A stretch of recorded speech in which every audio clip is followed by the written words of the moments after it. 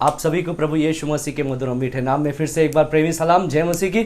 हम लोग 20वें अध्याय में प्रकाशित वाक्य में पहुंच चुके हैं, which is the millennial kingdom of Jesus Christ, जिसमें हम लोग देखने वाले हैं यीशु मसीह के 1000 साल का समय, यीशु मसीह का पृथ्वी पर 1000 साल का राज्य।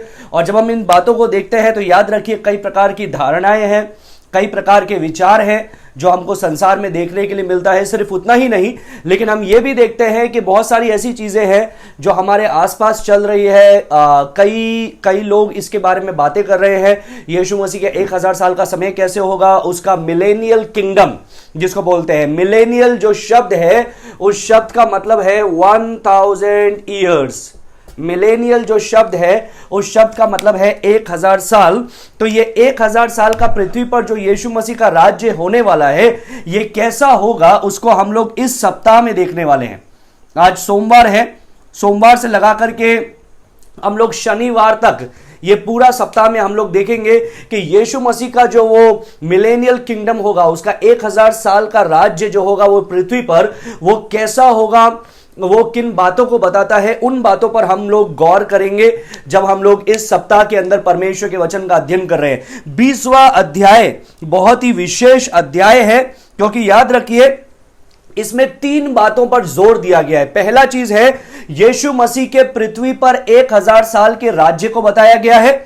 दूसरा जिसके ऊपर हम लोग देखने वाले हैं वो है शैतान के विनाश को। शैतान को 1000 साल के लिए बांध के रख दिया है और फिर 1000 साल के बाद में उसको अधोलोक से, अथाह कुंड से निकाला जाएगा, कुछ समय के लिए खुला छोड़ा जाएगा और गोग और मगोग का युद्ध होगा। वो क्या है उसको हम लोग देखेंगे। कौन वो शैतान के साथ में आकर के फिर यीशु से युद्ध करने वाले हैं, उसको हम लोग इस सप्ताह देखने वाले हैं। फिर अंतिम जो न्याय होने वाला है शैतान का, उसको हम लोग 7वें पद से 10वें पद तक देखेंगे, जब उसको भरमाने वाले शैतान को क्या किया, गंधक और उस आग की झील में डाल दिया गया, जहां पर वो पहला पशु और दूसरा पशु पहले से डाले गए थे, जो हम लोगों ने पिछले सप्ताह में देखा था। फिर उसके बाद में तीसरा महत्वपूर्ण बात हम लोग देखने वाले हैं, वो है श्वेत सिंहासन का न्याय। क्या है? श्वेत सिंहासन का न्याय। अभी हम लोग कई बार सोचते हैं हमारे दिमाग में कि पुनरुत्थान सिर्फ विश्वासियों के लिए है, लेकिन मैं आपको इस वचन से बताऊंगा कि पुनरुत्थान सिर्फ विश्वासियों के लिए नहीं है, पुनरुत्थान अविश्वासियों के लिए भी है। क्योंकि विश्वासी तो पुनरुत्थित होकर के राज्य में प्रवेश करेंगे, लेकिन अविश्वासी 1000 साल के बाद में पुनरुत्थित होंगे और फिर श्वेत सिंहासन का न्याय होगा, जिसको हम लोग इस सप्ताह में देखने वाले हैं। सो ये सप्ताह का एक भी क्लास मिस मत कीजिएगा, बहुत ही विशेष सेशंस होने वाले हैं। हम लोग ये जो 1000 साल का समय है, शैतान का विनाश है, श्वेत सिंहासन का अंतिम न्याय है, ये जो चीजें हैं, ये सिर्फ 20वें अध्याय में तो सिर्फ उसका एक प्रारूप दिया हुआ है, लेकिन हमको पूरे पवित्र शास्त्र से अध्ययन करना पड़ेगा। पुराने नियम में कई चीजें लिखी हुई है, नए नियम में कई बातें लिखी हुई है, उन सब का अध्ययन करना पड़ेगा इस प्रारूप में मिला करके। So chapter number 20 it's going to be a pattern for us for this week. 20वां अध्याय जो है हमारे लिए एक प्रारूप होगा, हम उसको दीवार पे चिपकाएंगे और उसके अंदर क्या करेंगे, फिल इन द ब्लैंक्स, पुराने नियम से नए नियम से चीजों को भरेंगे ताकि हमको पता चले कौन सी बात कैसे हो रही है। So tonight, what I'm going to do, आज शाम को मैं क्या करने वाला हूं, I'm going to give you an overview।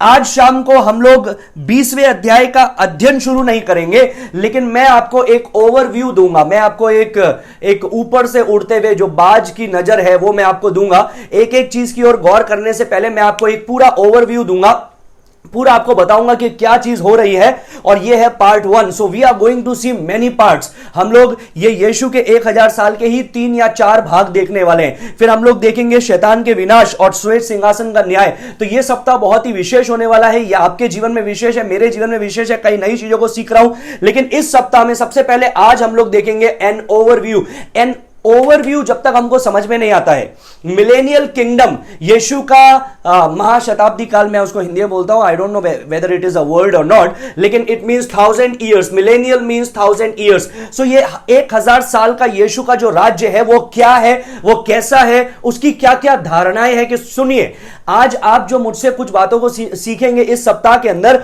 और भी कई धारणा है जो यीशु के 1000 साल के से संबंधित है। तो मैं आपको वो धारणाएं आज क्लियर करना चाहूंगा। ताकि कल जब आपको ये धारणाएं सुनने में मिले तो आपको ये नहीं हो कि क्या सही है क्या गलत है। मैं आपको वचन से बताऊंगा कि हम क्या मानते हैं और हम क्यों मानते हैं, क्योंकि वचन को हमें लिटरली लेना है। वचन को हमें, जब तक वो बोला नहीं गया है कि ये चिन्ह है, तब तक हमें क्या करना है, उसको वास्तविकता से वचन को हमें लेना है। आइए हम लोग प्रार्थना करेंगे और शुरू करेंगे, प्रार्थना करेंगे। धन्यवाद देते हैं प्रभु इस शाम के समय के लिए जो तूने हमें दिया। परमेश्वर, अपने जीवनों को, अपने बुद्धि ज्ञान को आपके हाथ में समर्पित करते हैं प्रभु। जो तेरे वचन में प्रकाशित की गई बातें हैं, तेरे पवित्र आत्मा की प्रेरणा से, तेरे वचन के ज्ञान से, तेरी आत्मा की भरपूरी से हमें वो बातें सिखा। और जितने परमेश्वर सुनने वाले हैं, सीखने वाले हैं, हम कुछ बातों को, नई चीजों को तेरे वचन से जानने पाए और अपने जीवन में इस्तेमाल में लेने पाए। धन्य है वे जो इस पुस्तक की बातों को पढ़ते हैं, धन्य है वे जो इसकी लिखी हुई बातों को सुनते हैं, और धन्य है वे जो उसके अनुसार कार्य को करते हैं। परमेश्वर, हम में से प्रत्येक के जीवन में तेरी आशीष को बोल देता हूं, यीशु के नाम से मांगते हैं, सुनो ग्रहण का पिता, आमीन, आमीन, आमीन। So chapter number 20, unlock for us the millennial kingdom of Jesus. 20वां अध्याय यीशु मसीह के 1000 साल के पृथ्वी के राज्य को हमारे लिए खोल देता है। Actually it's a very significant chapter in the whole Bible. पूरे पवित्र शास्त्र में यह एक बहुत ही विशेष अध्याय है। और यह विशेषता का कारण क्या है? यह विशेषता का कारण यह है, it is in every sense of the word a climactic chapter. यह क्लाइमैक्स है। जो शुरुआत में आपने देखा, परमेश्वर ने अदन के बगीचे को बनाया, पाप आया, फिर कितनी सारी चीजें हुई जो हम पवित्र शास्त्र में पढ़ते हैं। यह 20वां अध्याय उन सब का क्लाइमैक्स है।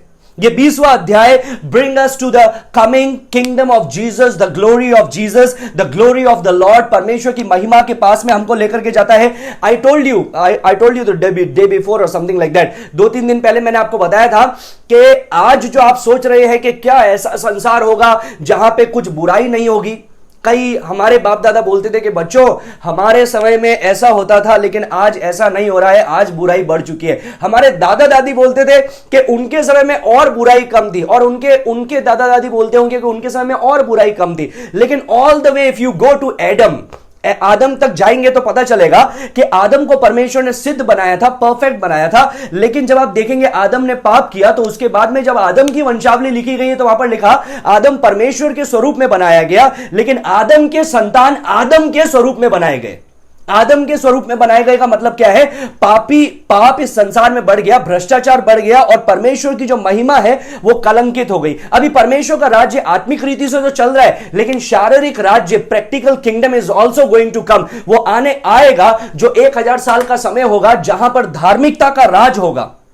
And I'm going to prove you। मैं आपको उन बातों को बताऊंगा। यिर्मयाह नबी की पुस्तक, उसका 23वां अध्याय, मैं पुराने नियम से कुछ पदों को पढ़ूंगा। यिर्मयाह उसका 23, उसका 5 और 6 सुनिए। यिर्मयाह 23, 5 और 6 क्या लिखा है? यहोवा की यह भी वाणी है, देख ऐसे दिन आते हैं जब मैं दाऊद के कुल में एक धर्मी अंकुर उगाऊंगा, और वह राजा बनकर बुद्धि से राज्य करेगा और अपने देश में न्याय और धर्म से प्रभुता करेगा। उसके दिनों में यहूदी लोग बचे रहेंगे और इजरायली लोग निडर बसे रहेंगे, और यहोवा उसका नाम यहोवा हमारी धार्मिकता रखेगा। Behold the days are coming। ऐसे दिन आ रहे हैं, यह परमेश्वर का वचन हमें बताता है। और ये दिन कौन से हैं? यीशु मसीह ने आत्मिक राज्य तो किया, आत्मिक राज्य तो उसने शुरू किया, लेकिन एक शारीरिक राज्य भी आने वाला है। So all of God's redemptive purpose since the fall of mankind culminates or climaxes in the coming of our Lord Jesus Christ, as it has been called paradise regained। उसको क्या बोला गया है? जो पैराडाइज लॉस्ट था एक समय में, ये पैराडाइज रीगेन्ड है। मैं आपको बताना चाहूंगा, यहां पर एक छोटे से नक्शे से आपको ये दिखेगा या नहीं दिखेगा मुझे पता नहीं है। यहां पर हुआ पैराडाइज लॉस्ट, जब मनुष्य ने पाप किया और अधार्मिकता इस संसार के अंदर आया, भ्रष्टाचार इस संसार के अंदर आया, और एक समय आने वाला है जो होगा पैराडाइज रीगेन्ड। पैराडाइज रीगेन्ड, जब वो जो स्वर्ग जैसा माहौल खो गया था, वो स्वर्ग जैसा माहौल फिर से बनाया जाएगा या फिर से आ जाएगा यीशु मसीह के राज्य के समय में। So are you interested to know about it? क्या आप उसके बारे में जानना पसंद करेंगे कि वो 1000 साल का क्या है, वो 1000 साल कैसा है, और ये इसमें कौन राज्य करेगा? राजाओं का राजा, प्रभुओं का प्रभु, जो हम लोगों ने 19वें अध्याय में भी देखा था। 19 का 16 में लिखा है, उसके वस्त्र और जांघ पर यह नाम लिखा होगा, राजाओं का राजा और प्रभुओं का प्रभु। और वो क्या करेगा, वो 1000 साल के समय के अंदर राज करेगा इस पृथ्वी पर। और जब 1000 साल का जो समय है, जब वो खत्म हो जाएगा, तो जो पृथ्वी आज हम लोग देख रहे हैं, अभी एक और बात याद रखिएगा, 1000 साल का जो समय होने वाला है वो इसी पृथ्वी पर होने वाला है, इसी पृथ्वी पर। उसमें से मैंने आपको सैटरडे के दिन बताया था कि हम लोगों ने बचपन से सुनते आए हैं कि एक उठा लिया जाएगा, एक छोड़ दिया जाएगा। तो जो छोड़ दिया जाने वाला है वो अविश्वासी है, उठा लिया जाने वाला है वो विश्वासी है। एक्चुअली ये उसका उल्टा है। ये जो छोड़ दिया गया है वो 1000 साल में प्रवेश करने के लिए छोड़ दिया गया, और जो उठा लिया गया है वो विनाश के लिए उठा लिया गया है, या आग के लिए या नरक के लिए उठा लिया गया है, न्याय के लिए उठा लिया गया है। ये चीज मैंने आपको बहुत वचन से क्लियर की थी, पुराने वीडियोस आप जाके देख सकते हैं। और इसी पृथ्वी पर रिनोवेशन होकर के, और रिनोवेशन का कार्य कैसे शुरू होगा, मैंने आपको सैटरडे को बताया था कि जब यीशु मसीह, वचन में लिखा है, जब यीशु मसीह जायन, माउंट ऑफ जायन पे उतरेगा, उस जैतून के पर्वत पर, सिय्योन के पर्वत पर जब वो उतरेगा, तो क्या होगा, वो दो भाग में फट जाएगा, और वहां से एक नदी बहेगी जो मरुस्थल को फिर से हरा भरा कर देगी, उपजाऊ कर देगी। सो रिनोवेट होगी पृथ्वी। और मैंने आपको बताया था पहले भी कि जब तुरही के न्याय फूके जा रहे हैं, कटोरे के न्याय फूके जा रहे हैं, तो वचन में लिखा है सारे पहाड़ समतल हो गए। पहाड़ नहीं रहे, पहाड़ क्या हो गए, वो समतल हो गए। पहाड़ दिख नहीं रहे हैं, टापू दिख नहीं रहे हैं, लेकिन फिर भी जो पृथ्वी है वो पाप से तो दूषित है, लेकिन उसको रिनोवेट किया गया और 1000 साल का राज्य शुरू किया गया। अभी 1000 साल के राज्य के बाद में क्या होने वाला है, फिर से नया आकाश और नई पृथ्वी परमेश्वर बनाने वाला है, जो हम लोग 21वें अध्याय में देखेंगे। 21:1 में लिखा है, फिर मैंने नए आकाश और नई पृथ्वी को देखा, क्योंकि पहला आकाश और पहली पृथ्वी जाती रही थी और समुद्र भी ना रहा था। तो 1000 साल का समय कहां होने वाला है, इस पृथ्वी पर होने वाला है, और उसके बाद में नया आकाश और नई पृथ्वी बनाई जाने वाली है।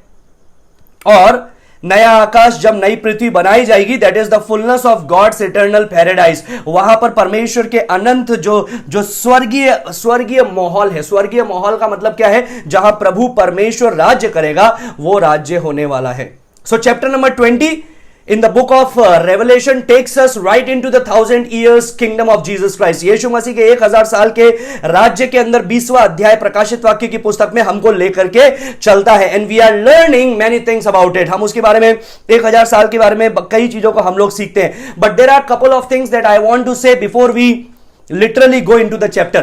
वो अध्याय 20वां अध्याय शुरू करने से पहले मैं आपको कुछ बातों को बताना चाहता हूं जो एक थियोलॉजिकली बेस्ड है, कि अलग अलग धारणाएं क्या है, क्रोनोलॉजिकल ऑर्डर क्या है, और क्रोनोलॉजी का मतलब होता है समय सारणी। समय सारणी क्या है, तो let's see first of all chronological order of the book of Revelation. प्रकाशित वाक्य की पुस्तक का क्रोनोलॉजिकल ऑर्डर देखेंगे। अभी मैंने आपको बताया यहां पर पैराडाइज लॉस्ट हुई थी, और फिर उसके बाद में मान लीजिए यहां पर यीशु मसीह आया, और यीशु मसीह ने आकर के क्रूस की मृत्यु को सहन किया, और उसके बाद में शुरू हुआ church age. I am writing CA, church age, कलीसियाई युग, जिसमें आज आप और मैं हैं। और क्या होगा, धीरे धीरे ये युग चलता रहेगा, और फिर एक समय आएगा जब कलीसिया उठा ली जाएगी, which is the rapture of the church, जो कलीसिया का उठा लिया जा रहा है। और कलीसिया जब उठा ली जाएगी तो किस कार्य के लिए उठा ली जाएगी, प्रस्तुतिकरण के लिए, प्रेजेंटेशन। मैंने आपको इजराइलियों में और ओल्डन एंशिएंट इजराइल के अंदर, एंशिएंट टाइम्स के अंदर किस प्रकार से विवाह के 3 अलग अलग चरण होते थे, मैंने आपको बताया था। पहला होता था बिट्रोथल, दूसरा होता था प्रेजेंटेशन, तीसरा होता था वेडिंग सेरेमनी। बिट्रोथल का मतलब क्या है, सगाई, लेकिन वो कानूनी सगाई होती थी। और दूसरा चीज क्या होती थी, प्रेजेंटेशन, जब दुल्हा आएगा, दुल्हन को अपने घर पे लेकर के जाएगा, और कई सप्ताह तक प्रेजेंटेशन चलता जाएगा।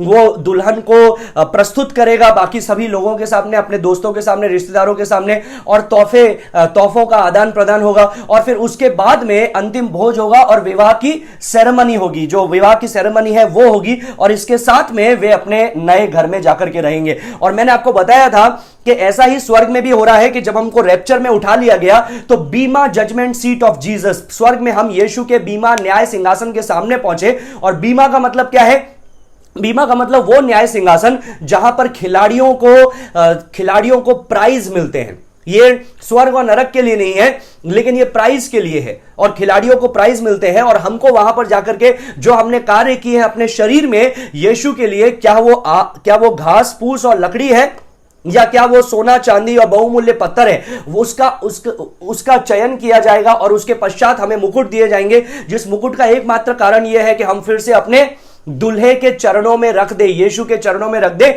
और उसको बोले योग्य केवल तू, उसी को योग्यता देकर के उसके चरणों में रख दे। और फिर क्या होगा, फिर उसके बाद में पृथ्वी पर क्या हो रहा है, जब स्वर्ग में तो ये प्रेजेंटेशन चल रहा है हमारे लिए, कलीसिया के लिए, पृथ्वी पर क्या हो रहा है, पृथ्वी पर प्रलय का समय है, जिसको हम लोग बोलते हैं 7 years of tribulation. Sorry, it's so small, ये बहुत छोटा मैं लिख रहा हूं, लेकिन ये सिर्फ आपके एक जानकारी के लिए, क्योंकि आपको ये ऑलरेडी पता है। 7 years ट्रिब्युलेशन, 7 साल का क्लेश का समय, जिसको 2 भाग में तोड़ा गया है, 3.5 साल और 3.5 साल। अभी ये 7 साल हमको कहां से मिलते हैं, ये डैनियल नबी के जो भविष्यवाणी परमेश्वर ने दी थी कि 70 सप्ताह बीतेंगे और उसके बाद में परमेश्वर अपने राज्य को लाएगा, परमेश्वर अपने राज्य को करेगा इस पृथ्वी पर, धार्मिकता का राज्य आएगा इस पृथ्वी पर। और वो सारी चीजें हम लोगों ने डैनियल नबी की पुस्तक 9वां अध्याय, 10वां अध्याय, 11वां अध्याय, 12वां अध्याय, 8वां अध्याय, 7वें अध्याय से देखा था विस्तार पूर्वक। और इवन दूसरा अध्याय से कि 4 अलग अलग राज्य होने वाले हैं, पैरों के द्वारा हम लोगों ने देखा, मसीह विरोधी की चर्चा हम लोगों ने की। तो we have been through so many teachings in the last couple of months. जब से क्वारंटीन का समय शुरू हुआ था तब से अब तक मुझे नहीं पता है कितने लोग शुरुआत से अभी तक जुड़े हुए हैं, लेकिन हम लोग ये सारे टीचिंग से गुजरे हैं। और 70 सप्ताह एक्चुअली क्या है, 69 सप्ताह हो चुके जब यीशु मसीह क्रूस पर मारा गया। यीशु मसीह की मृत्यु के साथ में 69 सप्ताह बीत चुके हैं, अभी 1 सप्ताह बाकी है। 1 सप्ताह का मतलब है 7 साल, तो 1 सप्ताह का समय बाकी है। उससे पहले एक अनआइडेंटिफाइड पीरियड ऑफ टाइम है which is called church age, जिसको कलीसियाई युग बोलते हैं। और जब कलीसिया उठा ली जाएगी तो परमेश्वर का फिर से जो फोकस होगा वो किसके ऊपर होगा, वो इजराइल के ऊपर होगा। क्या इसका मतलब यह है कि अन्य जाति के लोग नहीं बचाए जाएंगे? बचाए जाएंगे। उन 7 साल के समय में भी अनुग्रह का समय चलेगा, अन्य जाति के लोग भी बचाए जाएंगे, लेकिन विशेष करके जो प्राथमिकता होगी वो इजराइल के लिए होगी। और रोमियो 11 के अंदर इसलिए पौलुस बताता है कि समस्त इजराइल का उद्धार होगा। Now I am speaking very fast because I have already taught these things, तो आपको एक ओवरव्यू देने के लिए, ये 7 साल का समय जब खत्म होगा, ऊपर प्रेजेंटेशन हो रहा है, नीचे वो सारे प्रलय गिर रहे हैं, 7 अलग अलग मोहरों को खोला गया, 7वीं मोहर से 7 तुरही का न्याय आया, 7वीं तुरही से 7 कटोरे का न्याय आया। उसके बाद में जो अंतिम चीज होने वाली है वो है प्रभु इस संसार में आएगा। ये 7 साल का समय खत्म होने के बाद में प्रभु इस संसार में आएगा, जो हम लोगों ने 19वें अध्याय में देखा था, श्वेत घोड़े पे सवार होकर के। और उसके साथ में कौन आ रहे हैं? उसके साथ में एक बहुत बड़ी सेना उसकी आ रही है। सेना कौन है? सेना में कौन है? सेना में कलीसिया है जो दुल्हन है उसकी, और सेना के अंदर सफेद घोड़ों पे सवार कलीसिया है, सफेद घोड़ों पे सवार पुराने नियम के संत हैं या नए नियम के संत हैं, और वो सारे लोग हैं जो यीशु के लिए अपने प्राणों को दिए हैं उस 7 साल के समय में, और स्वर्ग में है। और स्वर्गदूतों की एक बहुत बड़ी सेना है। शैतान के पास में 1/3 स्वर्गदूत है जो दुष्टात्मा बन गए, लेकिन परमेश्वर के पास में 2/3 है, मतलब डबल है। तो एक बहुत बड़ी सेना के साथ में वो उतरेगा इस पृथ्वी पर। और पृथ्वी पर आने के बाद में हम लोगों ने देखा था युद्ध के लिए जो शैतान और उसकी सेना, मसीह विरोधी शैतान और झूठा भविष्यवक्ता और सारी दुष्टात्माएं और सारे पृथ्वी के राजा मिलकर के युद्ध के लिए इकट्ठे होंगे हर्मागदन की जो वैली है, तराई है उसमें। लेकिन युद्ध शुरू होने से पहले ही खत्म हो जाएगा। क्यों? He will speak a word, वो एक वचन को बोलेगा और वे लोग हार जाएंगे, वे लोग परास्त हो जाएंगे। और इस प्रकार से यीशु मसीह का 1000 साल का समय शुरू होगा। वो शुरू होने से पहले हम लोगों ने 19 के 20 में देखा था, वो पशु, मसीह विरोधी झूठा भविष्यवक्ता, उनको तो पहले से ही फाइनल डेस्टिनेशन में डाल दिया। उनका फाइनल डेस्टिनेशन क्या है? लेक ऑफ फायर, आग की झील, उसमें डाल दिया गया। लेकिन बाकी लोगों को आग की झील में नहीं डाला गया। क्यों? उनको मार दिया गया, लेकिन आग की झील में नहीं डाला गया। क्यों? क्योंकि उनका पुनरुत्थान होना जरूरी है, और फिर श्वेत सिंहासन का न्याय होगा, जो विश्वासियों के लिए नहीं है, अविश्वासियों के लिए है। कई लोगों को इसमें कंफ्यूजन होता है कि कौन सा न्याय सिंहासन किसका है। जो परमेश्वर ने हमारे लिए न्याय सिंहासन रखा है उसको बीमा जजमेंट सीट बोलते हैं, और वो स्वर्ग नरक के लिए नहीं है, वो मृत्यु और जीवन के लिए नहीं है, वो पुरस्कार देने के लिए है। लेकिन जो श्वेत सिंहासन का न्याय है वो विश्वासियों के लिए नहीं है, सिर्फ अविश्वासियों के लिए है। इस बात को दिमाग में बिठा लीजिए। अभी क्या होगा? वहां पर उनका न्याय किया जाएगा, पुस्तकें खोली जाएगी, उनका न्याय किया जाएगा और उनके कार्यों के अनुसार, उनके नैतिकता के अनुसार, व्यवस्था के अनुसार, इसके उसके बहुत सारे चीजों के अनुसार उनका न्याय किया जाएगा, जिसका हम लोग अध्ययन करेंगे सप्ताह में विस्तार पूर्वक। और फिर उनको क्या किया जाएगा? आग की झील में डाल दिया जाएगा। अभी शैतान को इस 1000 साल के लिए, जो समय में पैराडाइज रीगेन, फिर से प्रभु राज करेगा 1000 साल के लिए, शैतान कहां पर है? शैतान को बांध करके 20वें अध्याय के पहले पद में लिखा है, शैतान को बांध करके अथाह कुंड में डाल दिया गया 1000 साल के लिए। अभी 1000 साल में पृथ्वी पर राज्य हो रहा है। मैंने आपको सैटरडे को बताया था कि 1000 साल में कौन कौन प्रवेश करेगा। 1000 साल में विश्वासी प्रवेश करेंगे, कलीसिया प्रवेश करेगी, पुराने नियम के संत प्रवेश करेंगे, नए नियम के संत प्रवेश करेंगे और जीवित लोग भी प्रवेश करेंगे। तो 1000 साल के समय में 2 प्रकार की जातियां होगी। एक महिमित लोग, महिमित लोग मतलब क्या है? ग्लोरीफाइड बॉडी, मतलब कलीसिया और जो संत मर गए हैं और परमेश्वर ने उनको महिमित दे दिया, वे लोग प्रवेश करेंगे और उनके साथ साथ जीवित लोग भी प्रवेश करेंगे। अब जीवित कौन होंगे? जो इस 7 साल के समय में बचे हुए हैं। कौन कौन होंगे? 1,44,000 यहूदी, क्योंकि उनको मोहर लगाया गया प्रकाशित वाक्य 7वें अध्याय में कि उनके ऊपर कोई प्रलय नहीं आ सकता है, उनको कोई मार नहीं सकता है। उसके बाद में कौन लोग होंगे?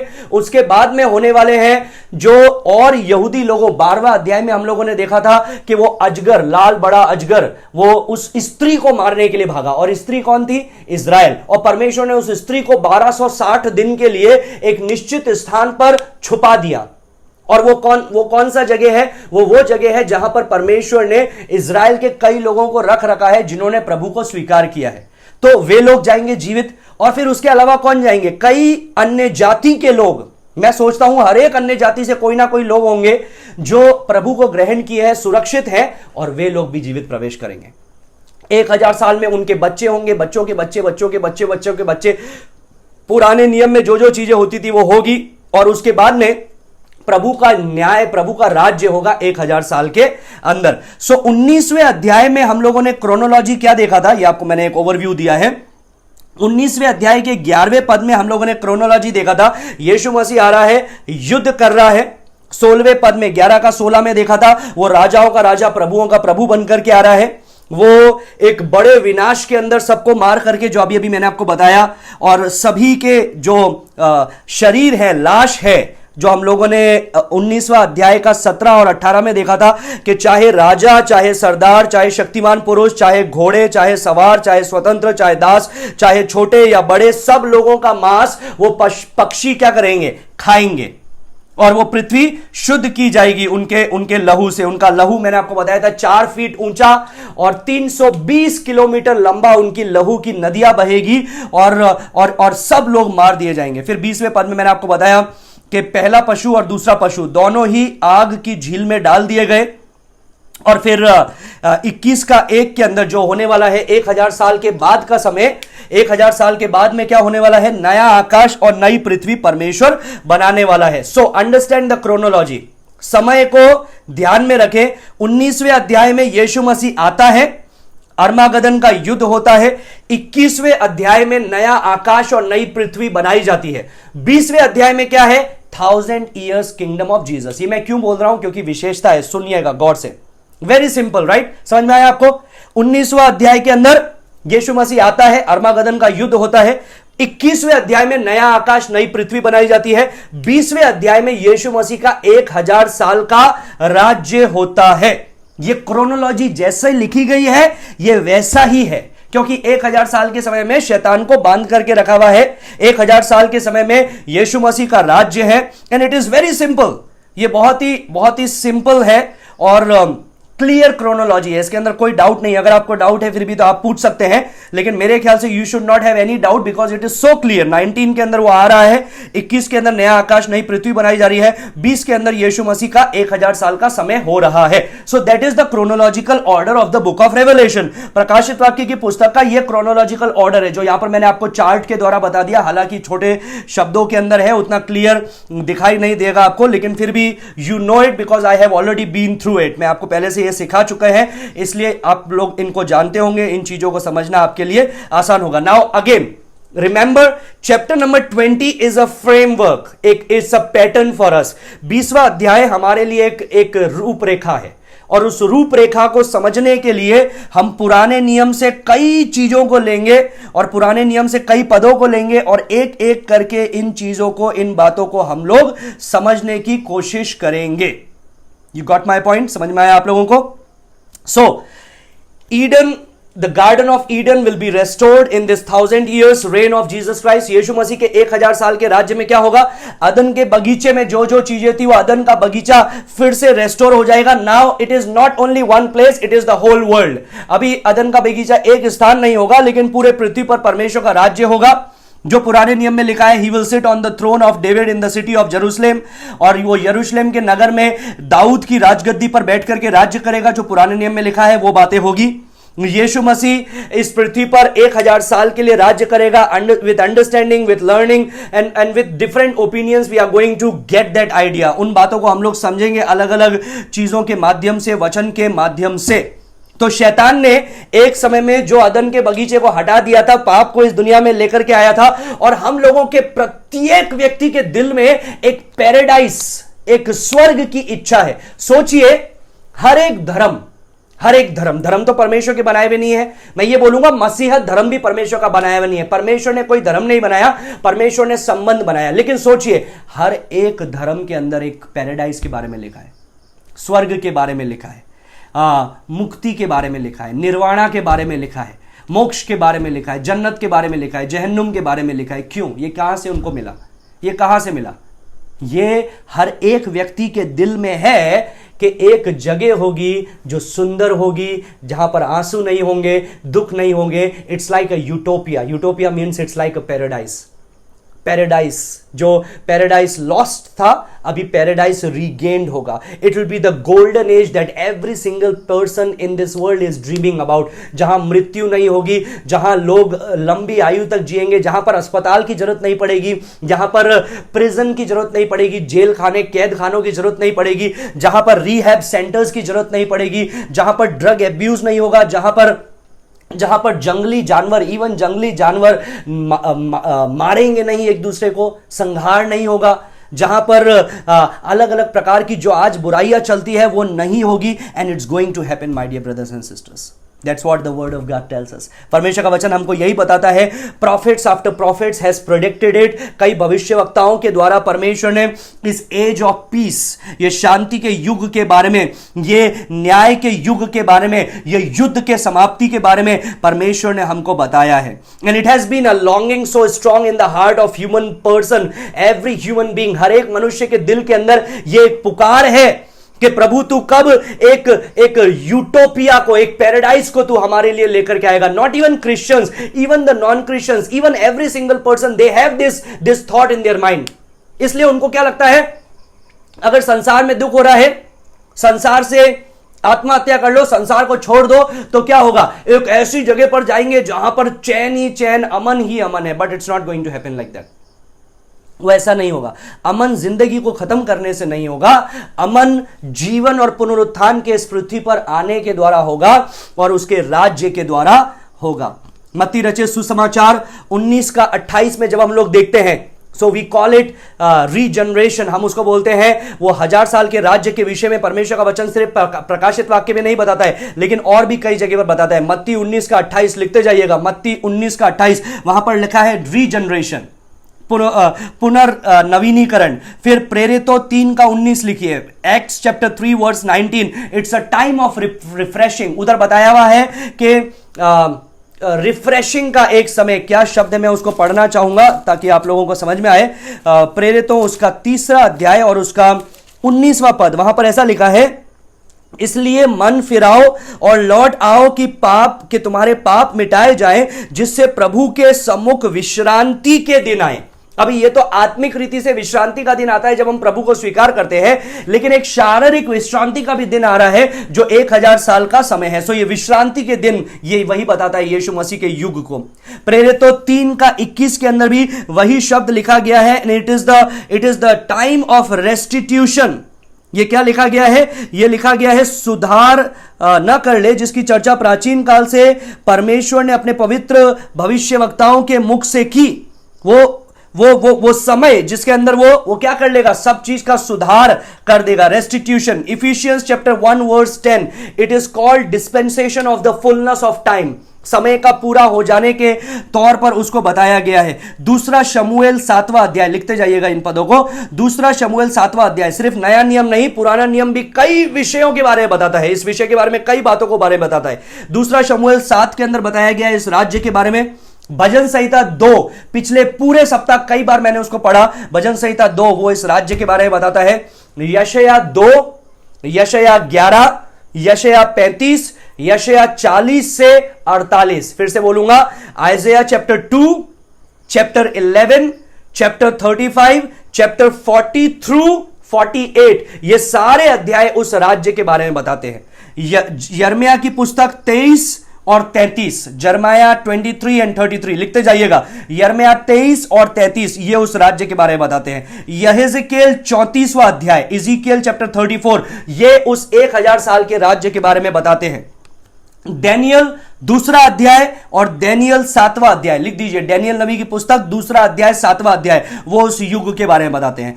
होशे 3, Hoshe chapter 3, Hosea chapter 3, Joel chapter 3, Yoel नबी की पुस्तक 3रा अध्याय, जफनिया चैप्टर 3, जफनिया चैप्टर 3, सपनिया 3रा अध्याय, जकरिया 14 अध्याय, जकरिया का 14वां अध्याय, ये सब उस राज्य के बारे में बोलते हैं। इस इनफैक्ट इजराइलियों के अंदर, यहूदी बिब्लिकल टाइम्स के समय के अंदर, बिब्लिकल समय के अंदर जो यहूदी थे वे एक प्रार्थना को करते थे जिसको बोलते हैं मालकुत शमाइम। क्या बोलते हैं? मालकुत शमाइम। उस प्रार्थना का नाम है मालकुत शमाइम। और मालकुत शमाइम का मतलब क्या है? मालकुत शमाइम is another term for the kingdom. ये उस राज्य का एक प्रतीक है, राज्य के बारे में बताता है। And they pray about this kingdom to come, वो इस राज्य के आने के बारे में बताते हैं। इनफैक्ट व्हेन वी प्रे कि तेरा राज्य इस पृथ्वी पर आए, जैसे स्वर्ग में होता है वैसे इस पृथ्वी पर भी आए। वो क्या है? आत्मिक रीति से तो उसका राज्य आ रहा है, लेकिन एक शारीरिक राज्य भी आने वाला है। जिस राज्य के बारे में प्रेरितों उसका एक में चेलों ने पूछा था, क्या तू अपने राज्य को अभी लौटाएगा कि कब लौटाएगा, कैसा होगा? उसने बोला, समय और काल तुम्हारे साथ में नहीं, तुम्हारे हाथ में नहीं है, लेकिन तुम पवित्र आत्मा से भर जाओगे और तुम मेरे गवाह ठहरोगे। और उसने क्या बोला? समय सिर्फ परमेश्वर पिता को पता है और वो आएगा और वो अपने राज्य को स्थापित करेगा। So this is something which is anticipated even in Jewish writers, among the Jewish writers, among the Jewish prayer points. यहूदियों के प्रार्थनाओं के अंदर भी इन बातों को दोहराया जाता था। सो मालकुत शमाइम means the kingship of God. मालकुत शमाइम जो हिब्रू वर्ड है उसका मतलब है किंगशिप ऑफ गॉड, मतलब परमेश्वर का राज्य। किंगशिप ऑफ गॉड, परमेश्वर का राज्य, वो उस बात को बताता है। And what is the prayer? I will read it in English, मैं अंग्रेजी में उसको पढ़ूंगा। Listen to this prayer, it is called Kaddish, उसको बोलते हैं खादिश। और खादिश का क्या प्रार्थना है सुनिए। Glorified and sanctified be his great name in the world he has created according to his own pleasure। जिस संसार को परमेश्वर ने अपने स्वयं के भावना के अनुसार बनाया है उसमें उसका नाम महिमित हो और पवित्र ठहरा जाए। May he establish his royal dominion and start his deliverance of his people and may he bring his Messiah and redeem the earth। वो अपने मसीहा को लाए और वो इस पृथ्वी को छुटकारा दे। इस प्रकार की प्रार्थना खादिश के अंदर की जा रही है कि तू आए, तू अपने राज्य को लेकर के आए, संसार के अंदर अपने लोगों को छुड़ाए, मसीहा को लेकर के आए और तू इस संसार के अंदर अपने राज्य को बसाए। And then the prayer goes something like this. And in your days and in the time of the life of the whole house of Israel with haste and in a short time and thou shalt say amen। वो क्या प्रार्थना है कि Israel के अंदर हमारे दिनों में आए, जल्द आए, तेरा राज्य इज़राइल के घराने पर आए और जल्द आए और सब लोग मिलकर के बोलेंगे आमीन।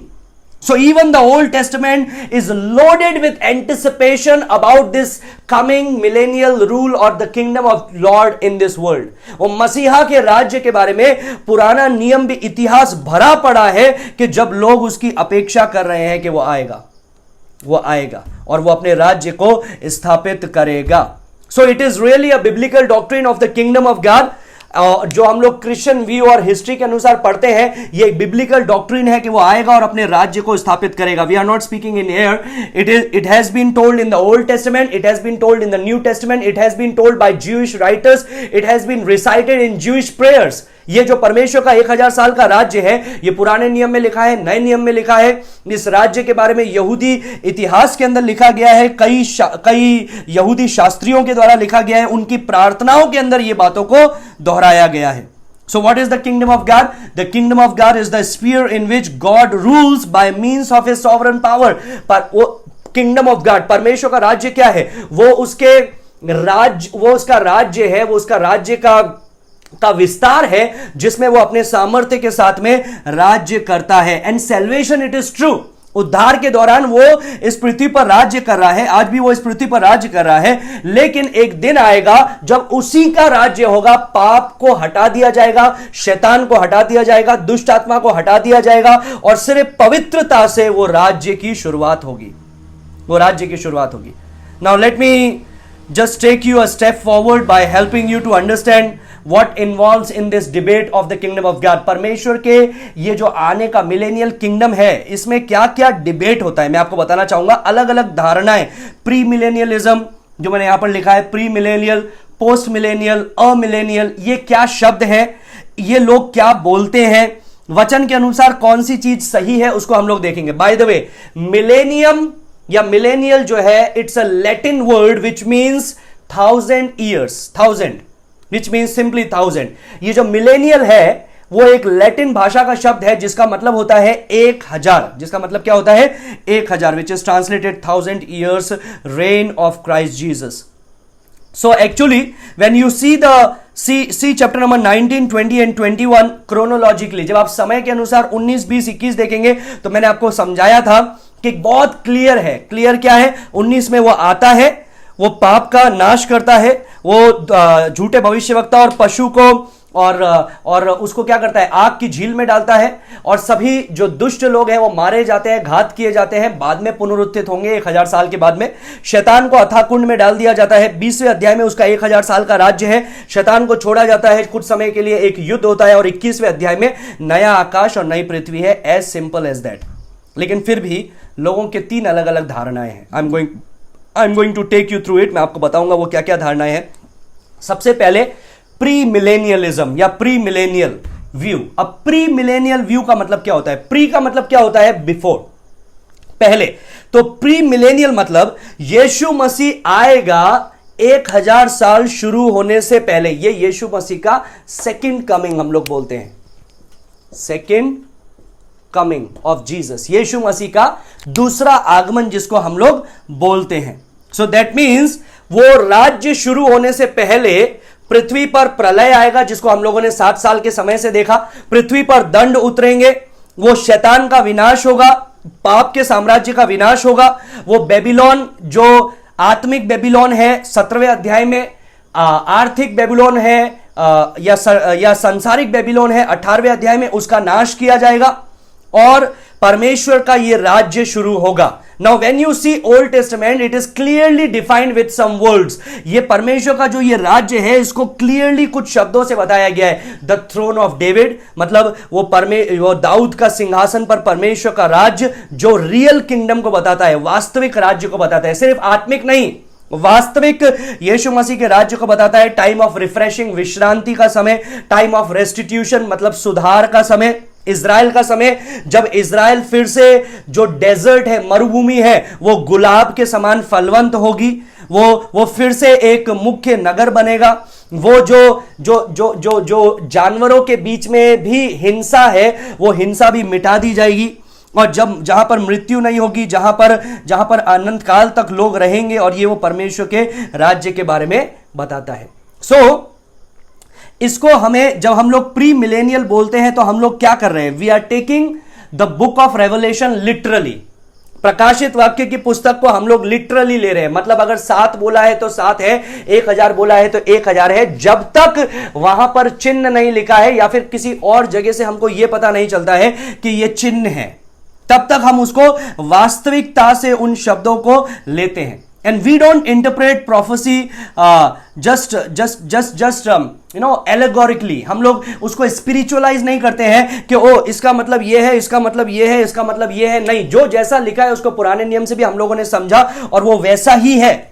वो वैसा ही है. जब यूहन्ना ने देखा उसने कुछ समझा और जो उसने समझा वो लिखा और हम लोग उन्हीं बातों को समझ रहे हैं. So we maintain what we call literal, historical, grammatical, contextual hermeneutics of interpretation. हम लोग इसको क्या बोलते हैं? लिटरल. लिटरल मतलब वास्तविकता से जो वचन में लिखा है उसको वास्तविक लेना है, वैसा का वैसा लेना है. दूसरा हिस्टोरिकल, इतिहास में हमें देखना है. तीसरा ग्रामेटिकल, उसकी ग्रामर को देखना है, किस तरह से लिखा गया है यूनानी भाषा के अंदर, इब्रानी भाषा के अंदर, पुराने नियम में, उसको हमें देखना है. एंड कॉन्टेक्चुअल, कॉन्टेक्चुअल का मतलब क्या है? किसी भी चीज को इधर से उठा के उधर फिट नहीं करना है, उसका कॉन्टेक्स्ट क्या है, संदर्भ क्या है, उसको हमें देखना है. And these are the rules of interpretation. Why I am telling you these things? Because there are many so called preachers who just interpret the word without applying the rules of interpretation.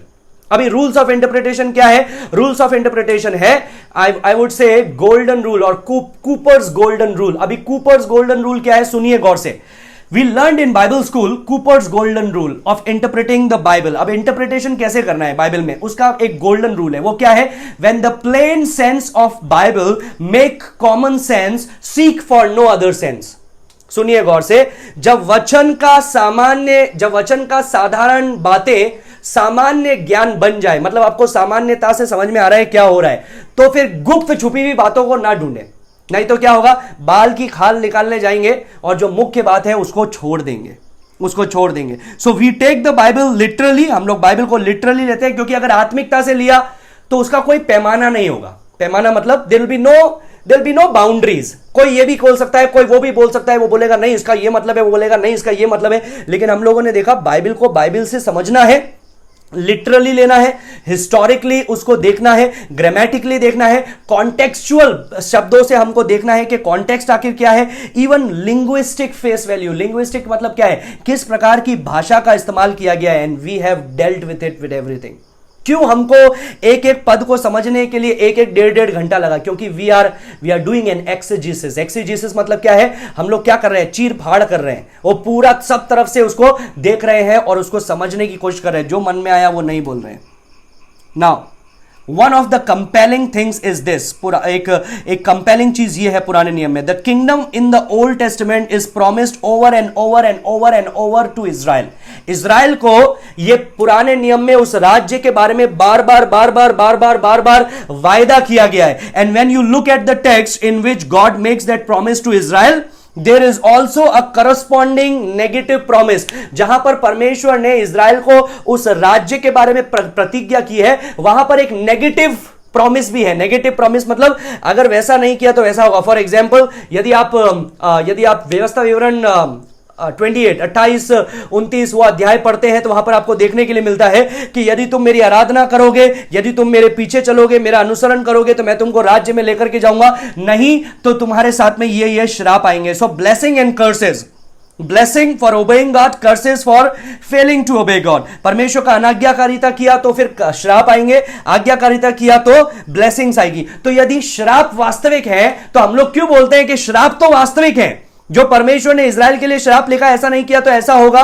वो अन्य जाति के हाथ में दे देगा. Babylon के हाथ में दिया, असूर के हाथ में दिया, फारस के हाथ में दिया, यूनान के हाथ में दिया, रोम के हाथ में दिया, मसीह विरोधी के हाथ में देने वाला है. तो हम लोग बोलते हैं ये वास्तविक है क्योंकि उन्होंने परमेश्वर की आज्ञा का पालन नहीं किया. तो जब परमेश्वर की आज्ञा का पालन कर रहे हैं तो प्रॉमिस क्यों वास्तविक नहीं है? हम लोग क्यों बोलते हैं कि प्रॉमिस तो आत्मिक है? आत्मिक मतलब अब वो उनके साथ में नहीं होने वाला है. वो प्रॉमिस ट्रांसफर होकर कलीसिया में आ गया है, कलीसिया के द्वारा वो प्रॉमिस पूरे होंगे. लेकिन जो श्राप है वो वास्तविक है उनके लिए. This makes no sense. इससे हमको कुछ समझ में नहीं आता है. तो याद रखिए, उनके लिए श्राप वास्तविक थे और राज्य भी वास्तविक है. जिस राज्य के बारे में परमेश्वर ने उनको वादा किया था, अब्राहम को, इसहाक को, याकूब को, उसके संतानों को, वो इजराइलियों को परमेश्वर ने वादा किया था, जिसके बारे में वो इंतजार कर रहे हैं, जिसके बारे में वो प्रार्थनाएं कर रहे हैं. हालांकि आज वो उसको नहीं समझ पा रहे हैं. लेकिन परमेश्वर ने होशे नबी के द्वारा क्या बोला था आपको पता है? मैंने पिछले सप्ताह में आपको बताया था. बहुत बहुत बहुत बहुत अनुग्रहकारी शब्द है. यदि उसको खो बैठे, अगर होशे नबी को आपने अभी तक नहीं पढ़ा है अपने आत्मिक जीवन में, प्लीज पढ़िए. डू अ स्टडी, आप उसको स्टडी कीजिए, I don't have time for it, लेकिन उसको स्टडी कीजिए and you will be astonished at the grace of Jesus Christ. परमेश्वर के उस अनुग्रह को देख करके आप अद्भुतता से आप बोलते हैं ना, मंत्र मुग्ध हो जाएंगे। इतना अद्भुत अनुग्रह है वहां पर। होशे को परमेश्वर ने बोला गोमर से जाके शादी कर। गोमर कौन थी? वेश्या। वो उसके द्वारा परमेश्वर इजराइल को बता रहा है कि तुम एक समय में बिके हुए थे, मतलब तुम एक समय में अन्य जाति में थे, तुम एक समय में मूर्ति पूजा के अंदर बिके हुए थे, व्यभिचार में, आत्मिक व्यभिचार में बिके हुए थे, और मैंने तुमको खरीदा, अपनी संतान बनाया, अपनी दुल्हन बनाया, अपनी पत्नी बनाई, लेकिन तुमने क्या किया? तुम फिर भी व्यभिचार पे व्यभिचार करते गए। और उसने क्या किया? गोमर के बच्चे पैदा हुए, उसके बाद में फिर वो व्यभिचार करने चली गई। बार बार वो उसको लेकर के आता, बार बार वो व्यभिचार करने जाती। और ऐसा भी होता कि वो उसको तोहफे देता, और वो तोहफे किसको देती? वो तोहफे वो अपने व्यभिचार जिससे कर रही है उन लोगों को, अपने कस्टमर्स को देती। और ये भी बताया परमेश्वर ने कि जो वेश्या होती है वो तो पैसे लेकर के व्यभिचार करती है, लेकिन तू तो पैसे देकर के व्यभिचार कर रही थी। और एक दिन जब वो नगर में जा रहा था और उसने गुलामों के बाजार में अपनी पत्नी गोमर को नंगी अवस्था के अंदर देखा, और परमेश्वर इजराइल को बता रहा है कि ये तुम्हारी हालत है।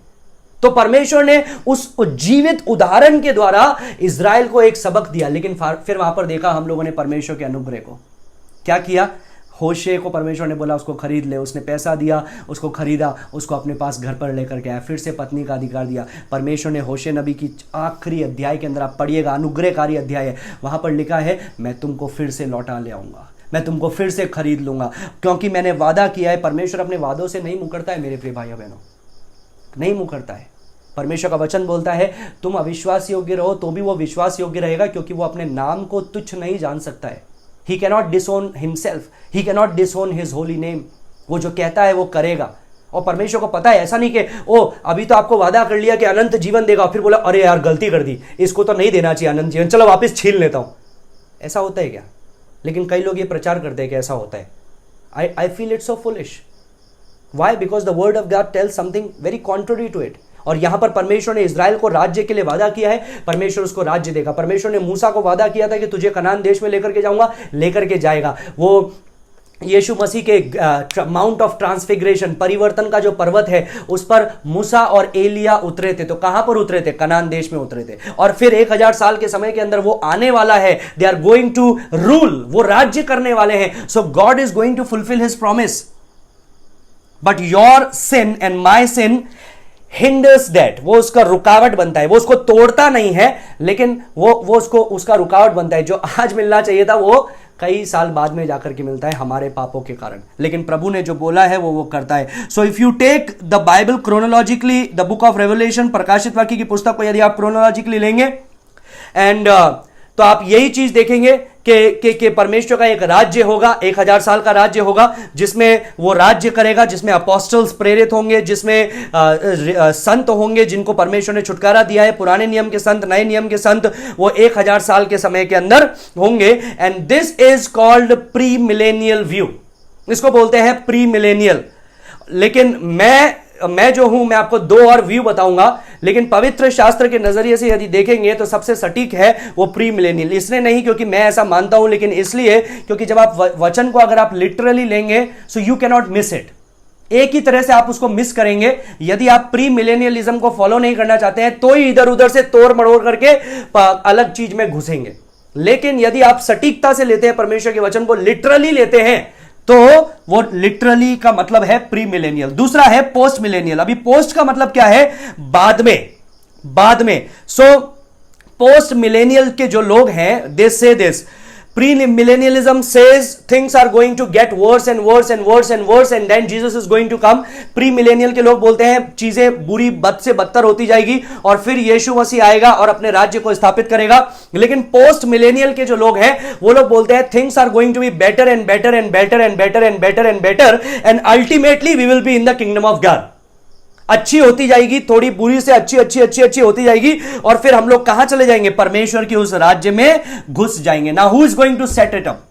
हम लोगों ने यहां पर देखा प्री मिलेनियल में यीशु मसीह आता है, उसको सेटअप करता है अपनी किंगडम को, लेकिन पोस्ट मिलेनियल के लोग बोलते हैं नहीं, यीशु मसीह उसको सेटअप नहीं करता है, कलीसिया उसको सेटअप करती है। हां, यीशु मसीह कलीसिया के द्वारा उसको सेटअप कर रहा है। तो वो 1000 साल का समय कौन सेटअप कर रहा है? एक्चुअली में यीशु मसीह कर रहा है, लेकिन प्रैक्टिकली कलीसिया कर रही है, और यीशु मसीह कलीसिया के द्वारा वो 1000 साल के समय को सेटअप करता है। Christ will not be here literally, only spiritually. वो लोग बोलते हैं यीशु मसीह 1000 साल में वास्तविकता से शारीरिक रीति से राज्य नहीं करेगा, आत्मिकता से राज्य करेगा। कलीसिया राज्य करेगी, और कलीसिया धीरे धीरे क्या करेगी? मसीह विरोधी पे प्रबल हो जाएगी, कलीसिया झूठे भविष्यवक्ता पे प्रबल हो जाएगी, कलीसिया इस क्लेश के समय से गुजरेगी, और धीरे धीरे धीरे धीरे जाते जाते कलीसिया सबको हरा करके और 1000 साल के समय में जाएगी। Now is that based on literal interpretation? अगर आप इस तरह की बात बोलेंगे तो आप वचन को लिटरली कैसे ले रहे हैं? आप तो नॉन लिटरली ले रहे हैं। जो लिखा गया है आप उसका उल्टा बोल रहे हैं। जहां पर इतनी बार लिखा गया है 1000 साल 1000 साल 1000 साल 1000 साल, आप बोलेंगे नहीं, 1000 साल नहीं है। आप बोलेंगे कि नहीं, यीशु मसीह नहीं आएगा, शैतान को बांध दिया नहीं गया है, 1000 साल के लिए शैतान को नहीं बांधा गया है, और मसीह विरोधी और जो झूठा भविष्यवक्ता है उसको आग की झील में भी नहीं डाला गया है। ये कलीसिया है जो वो सारी चीजों को कर रही है। So post millennialism today has taken on the form of kingdom theology. इसको क्या बोलते हैं? किंगडम थियोलॉजी आज की भाषा में। और spiritual warfare mode. Spiritual warfare में तो हम हैं, सही बात है, स्पिरिचुअल वॉरफेयर गलत नहीं है, सही है, लेकिन कई लोग बोलते हैं स्पिरिचुअल वॉरफेयर मोड, मतलब कलीसिया जो है, we are the heroes, we are the conquerors, और हम लोग शैतान को हरा रहे हैं, दुष्ट आत्मा को हरा रहे हैं, दुष्ट आत्मा को बांध रहे हैं। इसलिए वो जब प्रार्थना भी करते हैं तो बोलते हैं इधर शैतान को बांध दिया, उधर शैतान को बांध दिया, इधर बांध दिया, उधर बांध दिया। वो बांध करके फेंकते ही रहते हैं हमेशा। सो किंगडम थियोलॉजी, सब जगह जब बांध दिया शैतान को, हर एक रिवाइवल मीटिंग में बांधते हैं। हर रिवाइवल मीटिंग का अगर 3 दिन की रिवाइवल मीटिंग है तो तीनों दिन बांधते हैं, तो वो क्या वापस खुल जाता है क्या? जो बार बार बांधने की जरूरत पड़ती है? नहीं, वो बांधा जाएगा 1000 साल के समय में, जो हम लोग 20वें अध्याय के पहले पद में हम लोग पढ़ते हैं। अभी जो लोग बोलते हैं ना बांध दिया बांध दिया बांध दिया, पृथ्वी पर बांधते बांधते घूमते हमको 12वें अध्याय में देखने के लिए मिला, वो तो पृथ्वी पर है ही नहीं, वो तो स्वर्ग में है। वो तो भाइयों पे आरोप लगाने का काम कर रहा है, पृथ्वी पर तो उसकी दुष्टात्माएं हैं।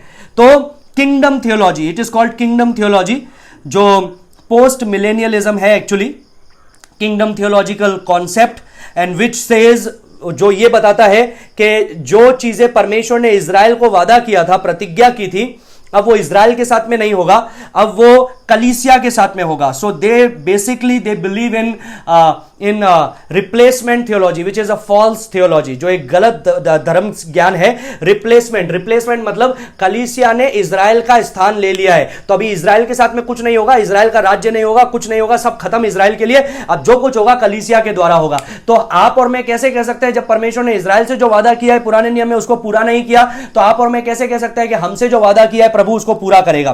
There is another name for post millennialism which is liberation theology. एक और नाम है इसका जिसको बोलते हैं लिबरेशन थियोलॉजी। और लिबरेशन थियोलॉजी का मतलब क्या है? लिबरेशन थियोलॉजी के अंदर वे लोग खासतौर से शामिल हैं जो हिंसा पर विश्वास रखते हैं। So they say let's bring the kingdom of God, let's take machine guns in our hand and let's kill the bad people. आओ हम मशीन गन को अपने हाथ में लें और दुष्ट लोगों को मारते जाएं ताकि प्रभु का राज्य आते जाए, क्योंकि प्रभु अपने राज्य को लेकर के नहीं आएगा, we are going to bring it. So pre millennialist क्या बोलता है? चीजें बद से बदतर होती जाएगी, ये 60 साल के समय में भी बुराई से बुराई से बुराई से बुराई आती जाएगी, और फिर अंतिम युद्ध होगा और यीशु मसीह आएगा और यीशु मसीह अपने राज्य को स्थापित करेगा। लेकिन पोस्ट मिलेनियल के लोग बोलते हैं नहीं, चीजें बद से बदतर नहीं होगी, चीजें अच्छी होती जाएगी, जो चारों ओर की परिस्थितियां हैं वो सुधरती जाएगी, और सुधार के द्वारा अचानक से हम उस मिलेनियल किंगडम में पहुंच जाएंगे कलीसिया के द्वारा। Now the third prominent view about the millennial kingdom, Yeshu Masih के 1000 साल के राज्य के बारे में तीसरा जो प्रोमिनेंट धारणा है, प्रचलित धारणा है, वो है अमिलेनियल। अ का मतलब क्या होता है? No. So these people they say there is no millennial. Now post millennial के लोगों के पास में परमेश्वर के वचन से कोई वचन नहीं है जिसके द्वारा वो अपने आप को प्रूव कर सके। दे जस्ट इधर से तोड़ते हैं, इधर से मरोड़ते हैं, इधर से थोड़ा ट्विस्ट करते हैं वचन को, इधर से थोड़ा मोड़ते हैं, और जो चाहते हैं वो बोलने लग जाते हैं। अमिलेनियल के लोग हैं, basically these are the people who say there is no kingdom of God. परमेश्वर का 1000 साल का जो राज्य है, it is not a real kingdom, it is a figure, it is a symbol. ये एक चिन्ह है जो उसके राज्य को बताता है, कोई वास्तविक राज्य नहीं है। सुनिए गौर से, कोई वास्तविक राज्य नहीं है। And they say kingdom is now which is called the church age. तो यीशु मसीह जब कलीसिया पे मरा और कलीसियाई युग चालू हुआ, that is the millennial kingdom of God. वो परमेश्वर का मिलेनियल किंगडम है। यीशु मसीह का 1000 साल का राज्य है। अगेन 1000 साल वास्तविक नहीं है, 1000 साल सिंबल है, चिन्ह है। They would completely reject a literal interpretation of the book of Revelation। प्रकाशित वाक्य की पुस्तक का भी वे लोग बोलते हैं ये चीजें हो गई है भूतकाल में। वो एक एक ऐतिहासिक घटना को बोलते हैं, ये घटना उस समय ऐसी हुई, उस समय वैसी हुई, उस समय ऐसी हुई। कई लोग बोलते हैं 70 एडी में जब यरूशलेम का नाश हुआ एम्परर टाइटस के द्वारा, तीतुस साम्राज्यपति के द्वारा, रोमी शासक के द्वारा, तीतुस के द्वारा एडी 70 में यरूशलेम नगर का नाश हुआ, उस समय प्रकाशित वाक्य पूरा हो गया। कई लोग बोलते हैं प्रकाशित वाक्य 20 तक उस समय पूरा हुआ, 21-22 होगा बाद में जब नया आकाश नई पृथ्वी आएगी। सो these people they reject the literal interpretation of the word of God.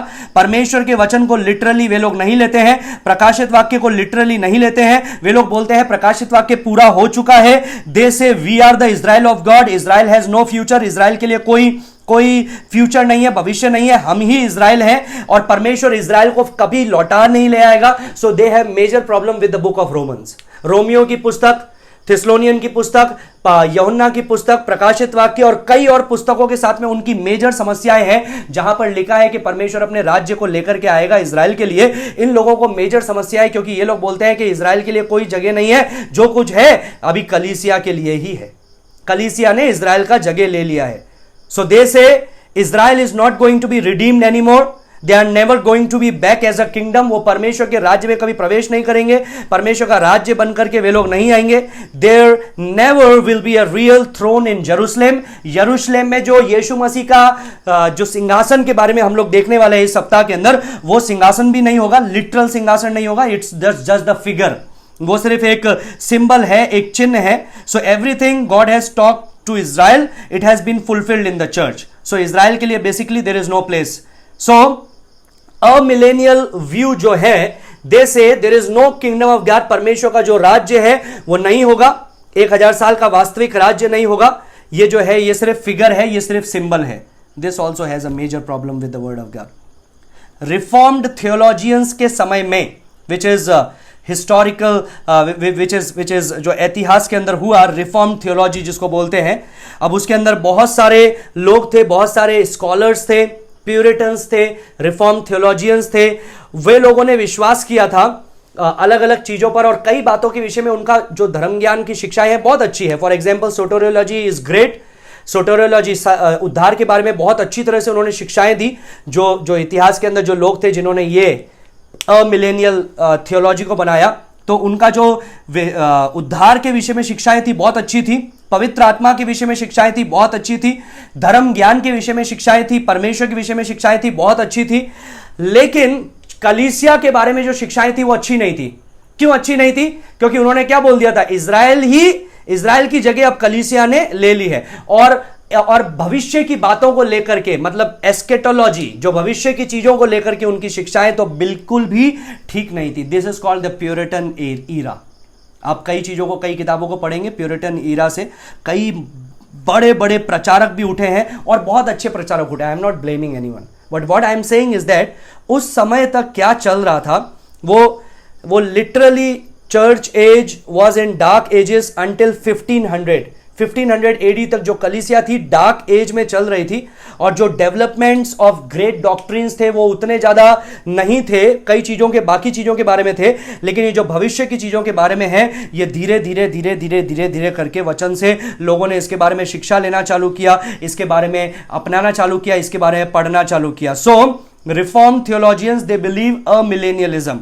वे लोग विश्वास करते हैं अ मिलेनियलिज्म, मतलब देयर इज नो मिलेनियल, कोई राज्य नहीं है। So they say the kingdom has already come. Now this is, they say जो राज्य है वो आ चुका है। अभी अच्छा होता जा रहा है, बेहतर होता जा रहा है। और वे लोग बोलते हैं जो अदन की वाटिका परमेश्वर ने बोला वो अब अदन का बगीचा है, परमेश्वर का राज्य आ चुका है। लेकिन क्या आप जब संसार में देखते हैं तो ऐसा लगता है जो पुराने नियम में वो 1000 साल के बारे में लिखा गया है, क्या वो आज हो रही बातें हैं? हम लोग वचन से देखेंगे, इस सप्ताह के अंदर डिटेल से स्टडी करेंगे पुराने नियम से कई पदों को देख करके, एक दो पद हम लोग देखेंगे 20वें अध्याय का, and we will see it. हम लोग देखेंगे कि वो चीजें नहीं है।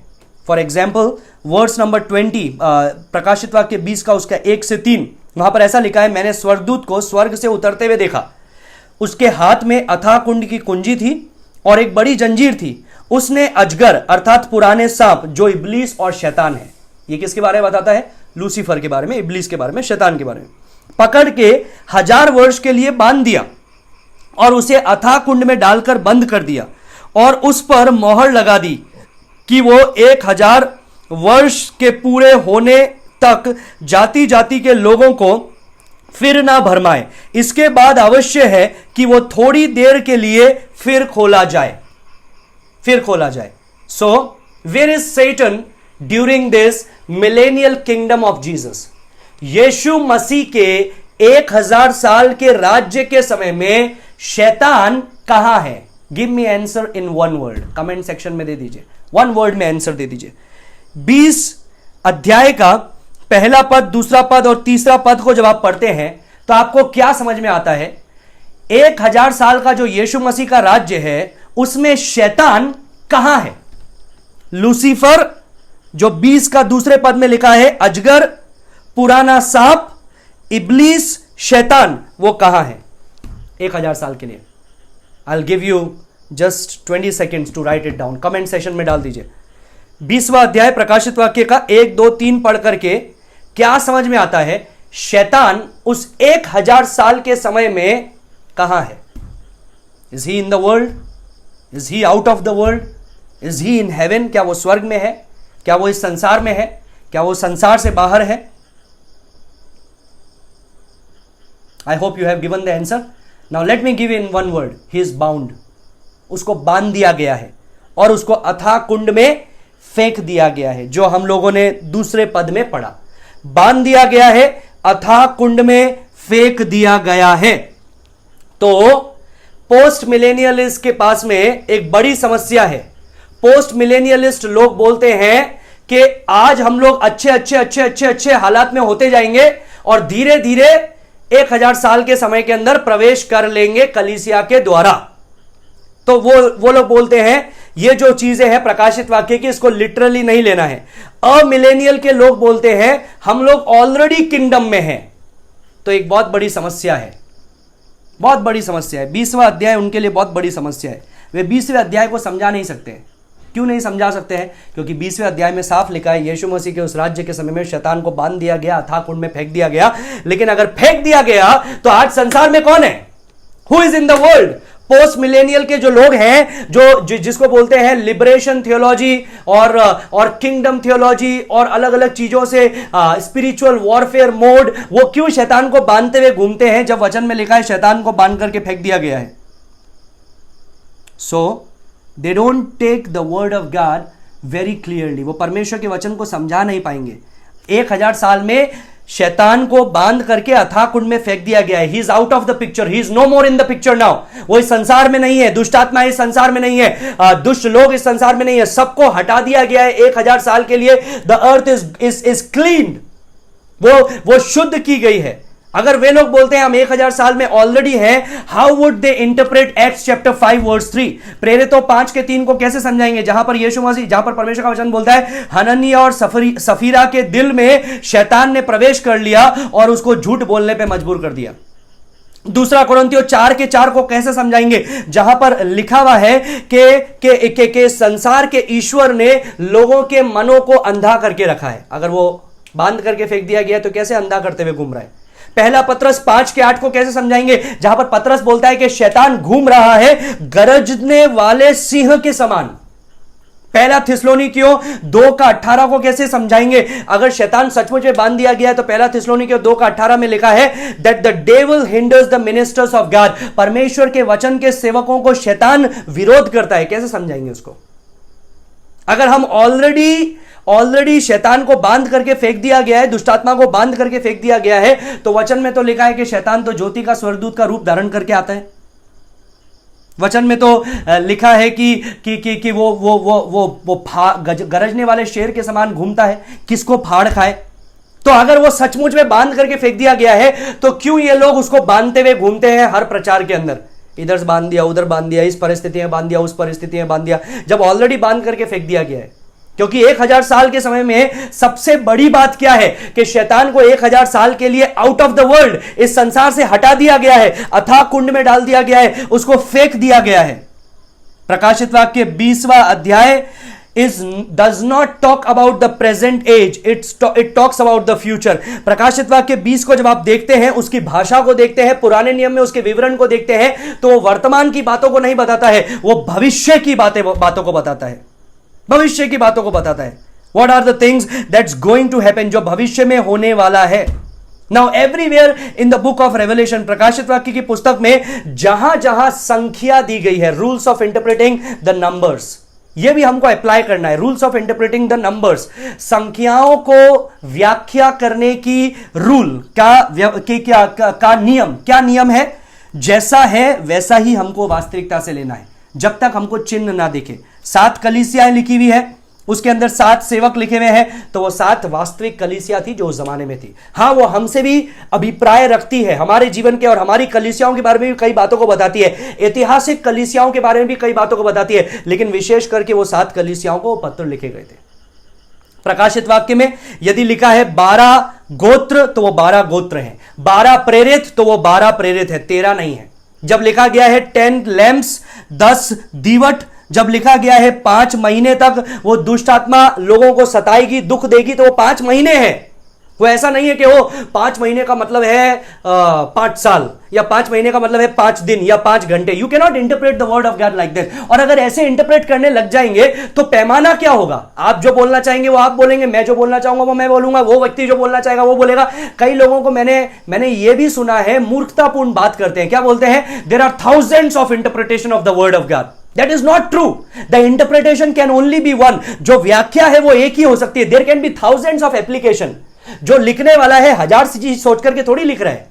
परमेश्वर ने जब यूहन्ना को दर्शन दिया तो 1000 चीज को थोड़ी वो सोच रहा है, 1000 चीज को थोड़ी बता रहा है कि जो समझ में आए लिख दे। नहीं, उसको सटीक दर्शन दिया, उसने सटीक बातों को समझा, उसने सटीक चीजों को लिखा, और हमको वैसे ही उसकी व्याख्या करनी है कि ओरिजिनल राइटर जब लिख रहा था तो उसने क्या समझा, और जब ओरिजिनल रीडर्स उसको पढ़ रहे थे, जो दर्शक उसको पढ़ रहे थे, तो उन्होंने क्या समझा, उसी बातों को हमको समझना है। लेकिन आज लोग क्या करते हैं, जिसकी जैसी मर्जी आती है उठा करके बोलने लग जाते हैं। तो अगर लिखा है 1/3 ऑफ मैनकाइंड, तो 1/3 ऑफ मैनकाइंड। यदि लिखा है 1/4 मनुष्य, तो 1/4 मनुष्य। यदि लिखा है 42 महीने, तो 42 महीने। यदि लिखा है 1260 दिन, तो उसका मतलब है 1260 दिन। यदि लिखा है 12 तारे 10 सींग, तो वो 12 तारे और 10 सींग है। यदि लिखा गया है 3 दुष्ट आत्माएं, 5 गिरे हुए राज्य, तो वो 5 गिरे हुए राज्य हैं और 3 दुष्ट आत्माएं हैं। जब आप वचन को देखते हैं तो आप उसको लिटरली लेते हैं, जैसा लिखा गया है वैसा ही उसको लेते हैं। There are only 2 symbolic numbers that are used in the book of Revelation. प्रकाशित वाक्य की पुस्तक में 2 सिंबॉलिक नंबर है। पहला कौन सा है? पहली संख्या कौन सी है? जो 7 आत्माओं का वर्णन किया गया है प्रकाशित वाक्य 1 अध्याय उसका 4 पद में। और मैंने आपको पुराने नियम से जकरिया से पढ़ के बताया था, और एक और पुस्तक से मैंने आपको पढ़ करके बताया था, और ये आपको स्थापित किया था कि क्यों ये सिंबॉलिक वर्ड है। फिर एक और शब्द सिंबॉलिक है which is Revelation chapter 13 verse 18, 13 का 18, जो 666 है। अब उसका क्या मतलब था वो भी मैंने आपको बताया था कि what is the meaning. Otherwise apart from that, उसको छोड़ करके जितनी भी चीजें हैं we have to take it literally. Now 6 times the term 1000 is used in chapter number 20। 20वें अध्याय को जब हम लोग पढ़ते हैं, 6 बार 1000 जो शब्द है, संख्या है, उसको उपयोग में लिया गया है। 1000 जो संख्या है उसको उपयोग में लिया गया है। हाँ, 1000 साल नहीं लिखा गया है, लेकिन 1000 संख्या को उपयोग में लिया गया है। And we can interpret it's the years. जो साल हम लोग उसको इंटरप्रेट कर सकते हैं सिंबॉलिकली, जो वो बताया गया है वैसा हम उसको इंटरप्रेट करना है। इवन सेंट अगस्टीन जो एक बहुत बड़ा धर्म गुरु रह चुका है, उसके बहुत सारे प्रचलित आइडियाज रह चुके हैं। उसने ये भी बोला था कि इजराइल की जगह कलीसिया ने ले ली है, अब इजराइल के लिए सिर्फ श्राप है, कलीसिया के लिए सारी आशीषें हैं, इजराइल के लिए कोई भविष्य नहीं है। उस तक ने, सेंट अगस्टीन तक ने भी 1000 साल का जो राज्य है परमेश्वर का इस पृथ्वी पर, उसको लिटरली लिया था। पोस्ट अपोस्टलिक ईरा, पोस्ट अपोस्टलिक ईरा मतलब प्रेरितों के बाद का समय। वो 12 प्रेरित जो थे, जो यीशु मसीह ने चुने थे, वो 12 प्रेरितों के बाद के समय के अंदर पेपियस को हम लोग देख सकते हैं, बरनबास को देख सकते हैं, जस्टिन मार्टियर, इरेनियस, टर्टुलियन, इन सब की राइटिंग्स हमारे पास में है। ये पोस्ट अपोस्टलिक ईरा के लोग हैं। ये भी प्रकाशित वाक्य 20 को जब इन्होंने पढ़ा तो इन्होंने व्याख्या में यही लिखा कि ये 1000 ईयर्स लिटरल है, ये 1000 साल का जो समय है ये लिटरल है। And the church taught nothing else until the 4th century, 4वीं शताब्दी तक कलीसिया ने कुछ और सिखाया ही नहीं। 400 AD तक कलीसिया ने कुछ और नहीं सिखाया। उन्होंने यही बोला कि ये 20वें अध्याय में जो 1000 साल का समय, उस समय तो 20 अध्याय 21 अध्याय नहीं था, लेकिन ये जो 1000 साल का समय है, ये 1000 साल का समय वास्तविक है। So a literal kingdom of 1000 years after Christ returned, यीशु मसीह के लौटने के बाद में 1000 साल का वास्तविक राज्य होगा जिसमें वो राज्य करने वाला है। Now, John Walwood is correct when he suggested, John Walwood ने इस प्रकार से बोला, the only reason for denying such a conclusion would be to avoid premillennialist।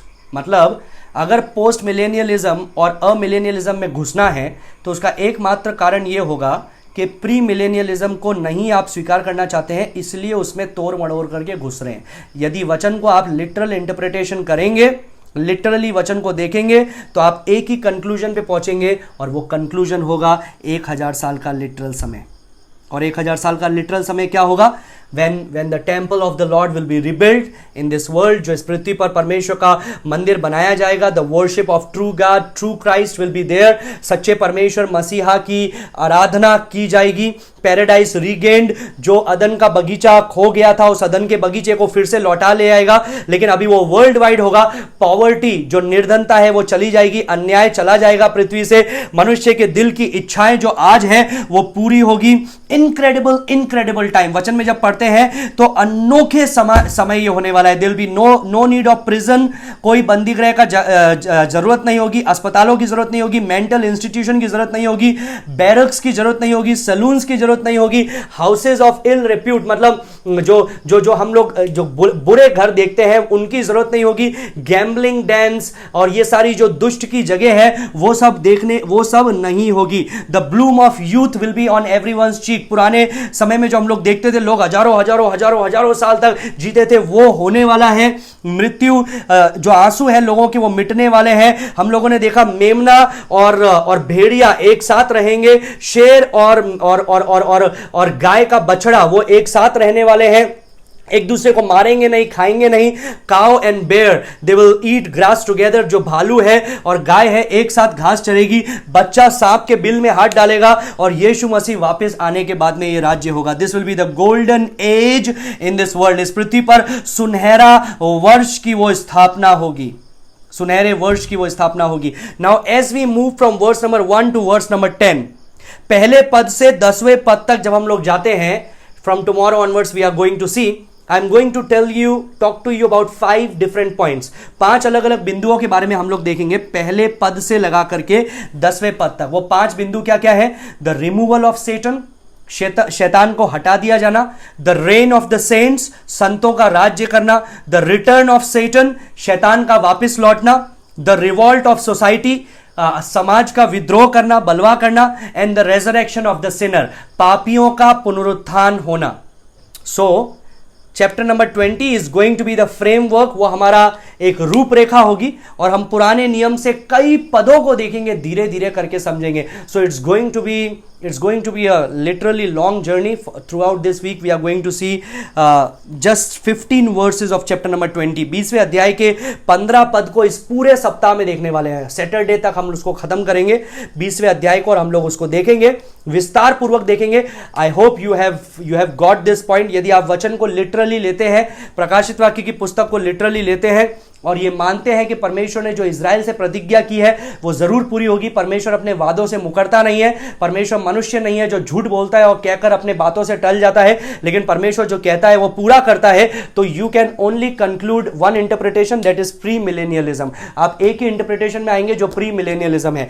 अमिलेनियल में जाएंगे तो आप ये मानेंगे कि चीजें बद से अच्छे से अच्छी होती जाएगी और अभी ही परमेश्वर का राज्य शुरू हो गया है। अगर ऐसा है तो शैतान को कहां बांध करके फेंका गया है, दुष्टात्मा को कहां फेंका गया है, मसीह विरोधी झूठे भविष्यवक्ता को कहां आग की झील में डाल दिया गया है। You cannot interpret the word of God. तो आपको क्या करना पड़ेगा, लिटरली नहीं, उन सबको फिगरेटिवली लेना पड़ेगा और ये बोलना पड़ेगा जब AD 70 हुआ था तब ये सब हो चुका था, 20वां अध्याय तक हो चुका था, 21-22 होगा भविष्य में। So that means you are not justifying the word of God. परमेश्वर के वचन के साथ में आप न्याय नहीं कर रहे हैं, अन्याय कर रहे हैं। आप जो बोलना चाह रहे हैं वो बोल रहे हैं। पोस्ट मिलेनियलिज्म में भी अगर आप विश्वास करते हैं तो वो भी ऐसा ही है, वो भी यही विश्वास करता है कि इजराइल के साथ में जो वादे किए गए हैं वो पूरे नहीं होंगे।